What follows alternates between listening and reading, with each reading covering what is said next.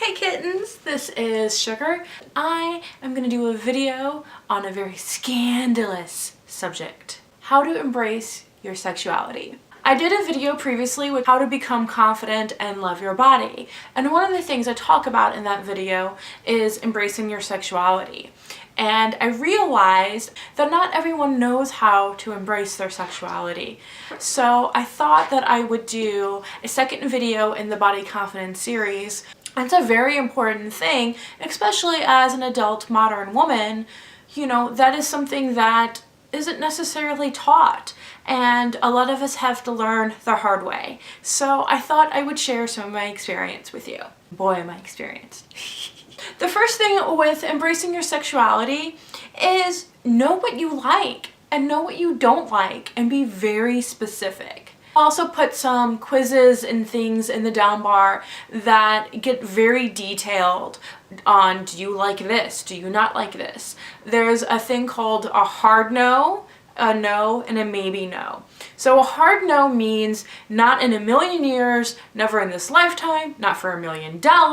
It's just not going to happen. No means under the specific correct circumstances, it's possible, but extremely unlikely. And maybe no is, I haven't really learned anything about it. From what I know, it doesn't sound appealing to me, but it's a possibility. If I learned more about it, I might be interested in it. And then of course there's maybe yes, yes, and hell yeah. Think about all of the different things in sexuality and figure out what is your hard no's and your hell yeah. And just comprise a list. It can be in your head. You don't have to write it down if you're afraid of someone seeing it. But comprise a list. Know the things, at the very least, that are a hell yes and a hard no. And then go from there. Secondly, with embracing your sexuality is know your body. I'm not speaking of just masturbation, but know your body. Start at the very top of your head and work your way down and think, what do you like? Do you like your hair played with? Do you like your ears nibbled? Do you like your neck touched? Or no? And know those things, because if you don't know those things, how can you communicate that to your lover? Again, with the whole masturbation thing, it's important to know what works for you and what doesn't, so that you can communicate that with your lover. That's important to have a healthy, positive sex life, is not only knowing, but the communication. If you don't know what needs to be done to get you there, then how is your lover gonna know that? And if you don't give them some clues, then, you know, it's just not gonna be fun for anybody, to be honest. Know your body. Know what you like, know what you don't like, and be very specific. Get very detailed. And I'm separating those into two different categories, but the point is to know what you like and what you don't like when it comes to things that turn you on. And then also know what you like and what you don't like, the physicality of your body. Again, because if you don't know those things, then how do you expect to have a good sex life? How do you expect to embrace your sexuality? So these are things that you need to know. Thirdly, fantasize. Fantasizing is so important. That's also how you learn what you like and what you don't like. And with fantasies, sometimes things are really hot as a fantasy, but learn the difference between things that are hot as a fantasy and you would like to implement that into your life, and things that are hot as a fantasy but you want to keep it as a fantasy. You never kind of want that fulfilled. You like the idea of it, but the reality is not something you're really interested in.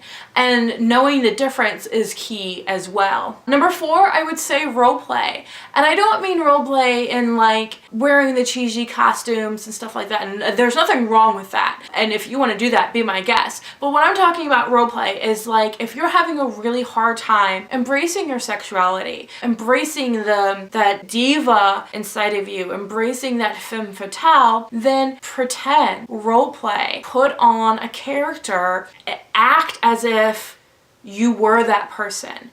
If you were a femme fatale, how would you behave? What will happen is as you pretend, you basically fake it till you make it.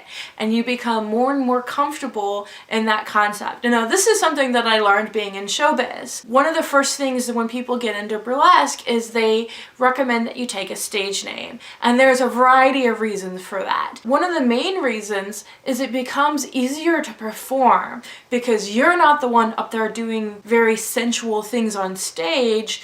It is the character that you are portraying. But taking from that, when you're doing something in your own life, imagine that you are the best possible you, the best possible version of you.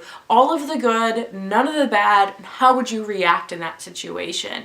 And this is just a great tip for everything. But when it comes to embracing your sexuality, if you were a femme fatale, how would you behave? What would you do? And do that.